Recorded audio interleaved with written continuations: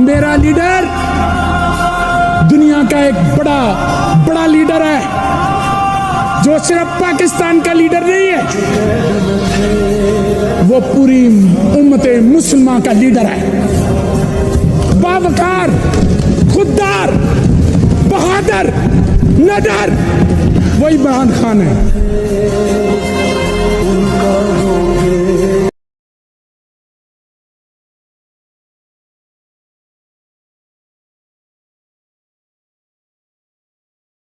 तलवारों की गरज जुल्म के अंधेरों को मिटा देगी और हमारे तीरों की सरसराहट जालिम के सीनों को आर पार कर देगी। हमारा ईमान जमीन को लर्जा देगा।